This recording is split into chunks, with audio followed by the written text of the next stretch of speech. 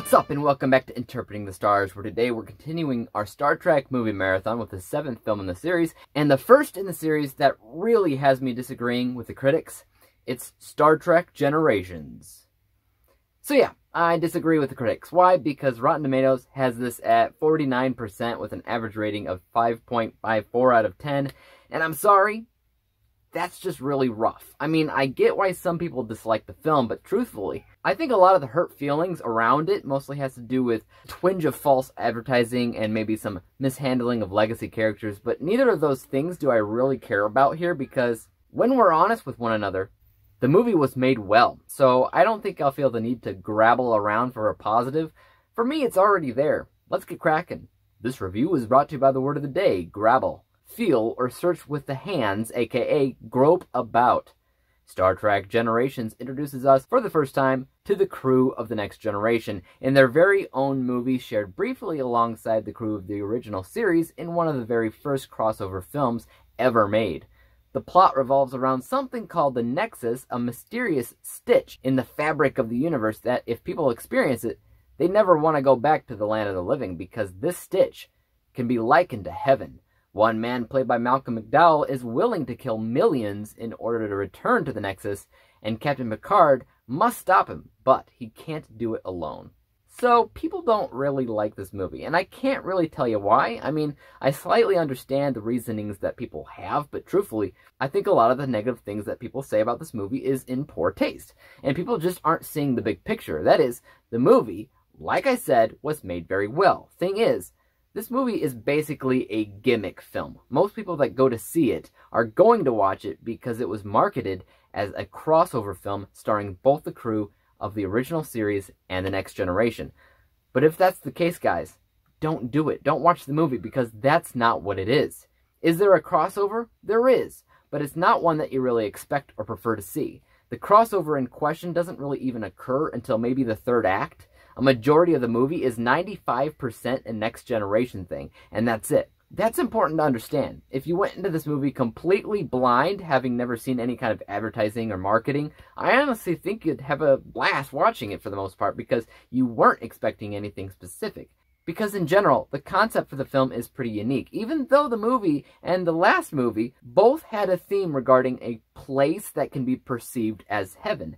This place, the Nexus, however, is more memorable, and I like the approach to it a lot more.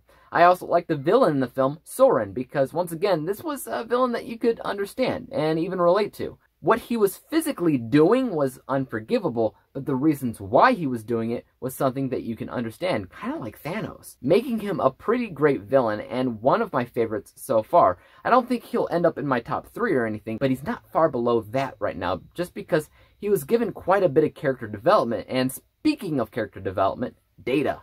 After 7 years of the show, Data has some serious character development here with an emotion simulating computer chip that he has implemented into his brain, and the things that he goes through with various emotions is both hilarious, shocking, and enlightening. When I saw this movie for the first time a few years ago, it was the first time in my life that I was experiencing the Next Generation crew, because I never saw the show. As of this review, I've seen 2 episodes of The Next Generation, and I actually really dig the simplicity of it. It gets a lot bolder in its narrative choices than I would typically expect from a show that old. I also really like these characters. Star Trek is pretty much known for its characters in all of its different shows, and that's one of its biggest things that makes it special. Diversifying the characters and making them all unique, all on their own. Star Trek Generations actually did something that we've seen once and only once. We got to see Captain Kirk and Captain Picard work together, and my god, they have chemistry.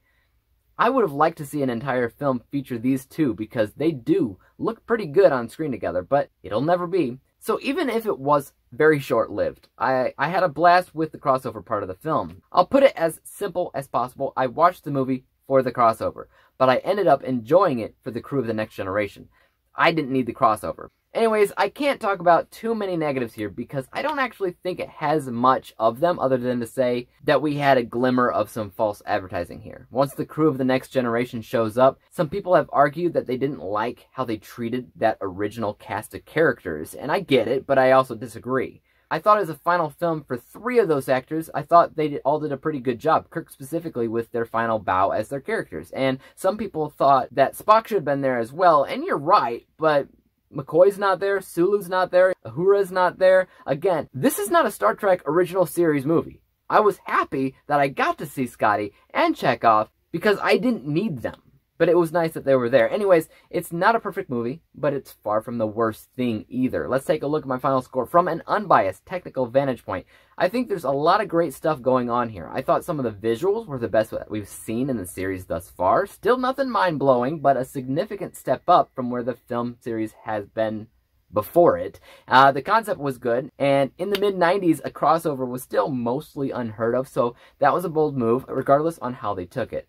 That unbiased score is 82%, and because I really do have a good time with this movie, I have to give the bias score 86%, averaging out everything to a final score of 84%, 84 out of 100 possible stars, or otherwise known as a B-letter grade. Again, it's not the highest scored Star Trek film, but 7 movies in, that's not bad at all. Guys, let me know your thoughts on Star Trek Generations in the comments down below. Is it really as bad as some critics say it is, or do you actually have a warm spot in your heart for this one? And as for YouTube, you guys know what to do. Hit the like button if you enjoyed this review, because there's always more like it coming out. Hit the subscribe button and bell to be notified when I come out with my next Star Trek review, which should be Star Trek First Contact. So that should be good. Don't miss out, and until then, peace.